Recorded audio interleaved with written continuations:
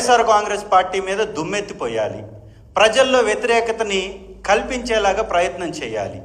దీనికి ఒక కొత్త రకమైనటువంటి నాటకానికి తెరలేపాడు. అదే కట్టు కథలతో కూడినటువంటి ఒక తప్పుడు ప్రచారం. ఈ ప్రచారంలో నిజమెంత అనేది ఒకసారి ఆలోచిద్దాం.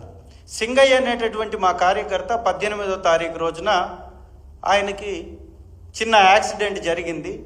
యాక్సిడెంట్ తర్వాత అతను మరణించడం జరిగింది.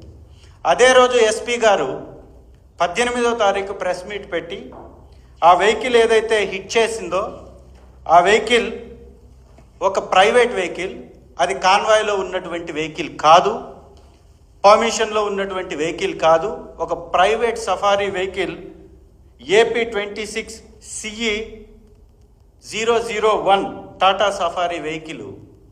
ఆ వెహికల్ హిట్ అవ్వడం వలన అతనికి దెబ్బలు తగిలాయి, భుజాన మాత్రమే దెబ్బలు ఉన్నాయి. అతన్ని 108 వెహికల్లో తరలించామని వారి మాటల్లో స్పష్టంగా వారు చెప్పారు. ఒక్కసారి ఆ వీడియో కూడా మీరు గమనించండి.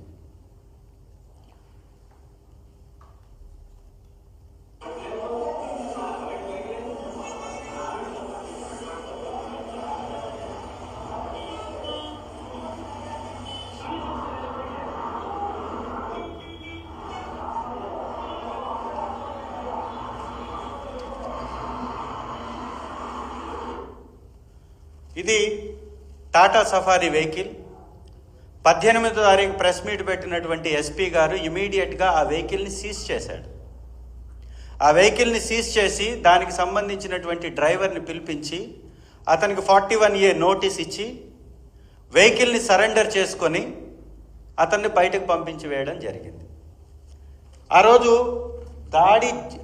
ఆ యాక్సిడెంట్ జరిగినప్పుడు సింగయ్య అనేటటువంటి ప్లే చేయండి.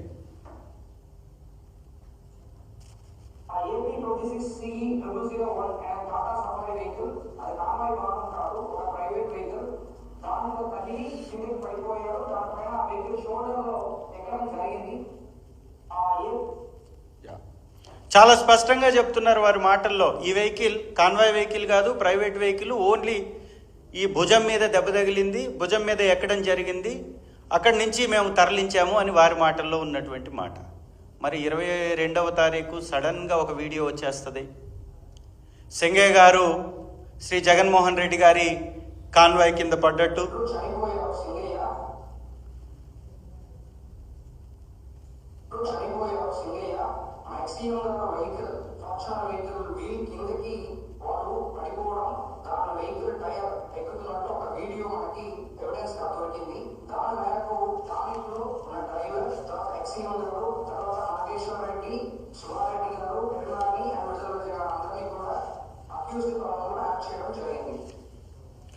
ఇది ఒక్కసారి సంపూర్ణంగా ఈ ఇష్యూని గమనించాలి. ఎంటైర్ ఇష్యూలో బ్రహ్మాండమైనటువంటి నాటకాలకి తెరలేపేశారు.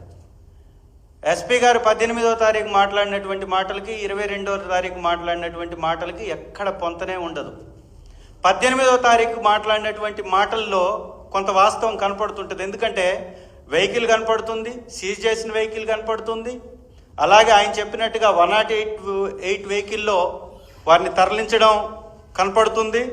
దాంతోపాటుగా ఆ వెహికల్ ఎక్కించక ముందు, అంబులెన్స్లో ఎక్కించక ముందు అక్కడ ఉన్నటువంటి ప్రత్యక్ష సాక్షులు, వైఎస్ఆర్సీపీకి సంబంధించినటువంటి వీరయ్య అనేటటువంటి ప్రత్యక్ష సాక్షి, అలాగే హైకోర్టు న్యాయమూర్తి వీరయ్య అనేటటువంటి హైకోర్టు న్యాయమూర్తి, వీరయ్య కాదు కోటేష్, బరిగల కోటేష్ అనేటటువంటి హైకోర్టు న్యాయమూర్తి,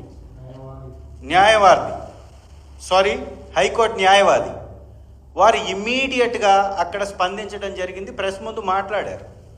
యాక్సిడెంట్ జరిగిన తర్వాత మేము సింగయ్య గారిని చూసాం, చిన్న చిన్న దెబ్బలతోటి వారు పడున్నారు, మంచినీళ్లు తాపించడం జరిగింది. ఇమ్మీడియట్గా ఆటోలో తరలిద్దామని మేము అక్కడ ఉన్నటువంటి ఏఎస్ఐకి చెప్పాం. ఏఎస్ఐ రాజశేఖర్ అక్కడి నుంచి అంబులెన్స్ పిలిపించాను, దానిలో తీసుకెళ్దామని చెప్పడం జరిగింది. అంబులెన్స్ వచ్చేటప్పటికి 35 నిమిషాల సమయం పట్టింది. అతి విలువైనటువంటి సమయం 35 నిమిషాల సమయం పట్టింది అని ఏదైతే అక్కడ ప్రత్యక్ష సాక్షిగా ఉన్నటువంటి న్యాయవాది, వైఎస్ఆర్ కాంగ్రెస్ పార్టీ నాయకుడు వీరయ్య ఇద్దరు చెప్పినటువంటి మాటలకి ఖచ్చితంగా పోలిక ఉన్నట్టుగానే ఎస్పీ గారి మాటలు స్పష్టం చేశాయి. ఎస్పీ గారు చెప్పినటువంటి మాటలు, వీరిరువురు చెప్పినటువంటి మాటలు, వీడియోలో కనపడుతున్నటువంటి వీడియో ఫుటేజ్ 3 ఒకటే. అంటే 18వ తారీఖు చెప్పినటువంటి మాటలు మాత్రమే కరెక్టు అని చాలా స్పష్టమైనటువంటి ఆధారాలు మనకి ఇక్కడ కనపడుతున్నాయి.